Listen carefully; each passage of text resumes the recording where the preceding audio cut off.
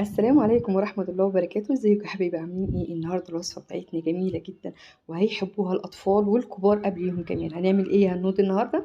هنعمل الكاندي زي ما احنا شايفين كده بألوانها الجميلة الأحمر والأخضر والأصفر. وتعالوا نشوف الألوان دي عملناها ازاي ومن ايه وحاجة بإيدك لولادك حبايبك. يلا بينا يلا بينا.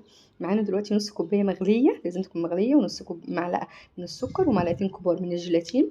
وهنبتدي ندوبهم، لازم ندوبهم بضمير. عارفين يعني ايه بضمير؟ يعني مش عايزه اي تكتلات في قلب الجيلاتينه مع الميه. تمام. وبعد ما يدوب معايا خالص كده هختار اللون الاحمر بتاعي. طب هنجيبه من ايه يا هنود؟ هنجيبه من الجيلي الفراوله. عندكم ممكن تجيبوه من البطيخ او من التوت. نقلب كويس جدا جدا جدا. المرحله دي اهم حاجه في الوصفه بتاعتنا اللي هي التقليب. هناخد بقى المكونات بتاعتنا دي وهنحطها على النار لغايه ما تبقى بتغلي زي ما احنا شايفين كده. وهحضر القوالب السيليكون بتاعتي. لازم سيليكون، ما ينفعش يا بنات تتحط في اي قوالب اللي هي البلاستيك، مش هتعرفي تخرجيها منها. تمام. وهحطها في التلاجة اقل حاجه 4 ساعات.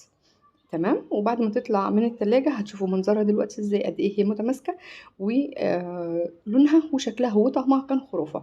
بصوا يا بنات، الوصفة عشان تكون ناجحة وتعرفي ان هي ناجحة تبصوا تلاقي ما تيجي تطلعيها من القالب السيليكون تطلع معاكي زي الفل ومفيش حاجة لازقة في السيليكون. هنعمل نفس الوصفة في الألوان بتاعتنا التانية والأطعمة التانية. ده اللون الأخضر معانا. أنا واخداه من لون التفاح الأخضر، وفعلا كانت جميلة جدا برأيي لكل اللي أكلوا منه. قالوا التفاح المزازة اللي فيه مديالها طعم جميل جدا. ونفس الحكاية هنعملها عشان ناخد من اللون الأصفر. هنجيب الجيلي المانجا بتاعنا ونفس المقادير، نص كوباية مية عليها نص معلقة سكر عليها معلقتين من الجيلاتين. وأهم حاجة يا بنات في الوصفة التقليبة. يا رب وصفتي تكون عجبتكم النهاردة وتنول رضاكم ورضا أولادكم وكلكم صراحة هتحبوها. ما تنسونيش في اللايك والشير والاشتراك في القناة وتفعيل الجرس عشان كل جديد من مطبخ هند عمار يوصل لكم. بصوا الجمال.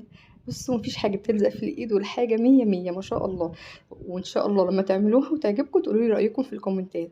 واسيبكم على الف خير، مع السلامه.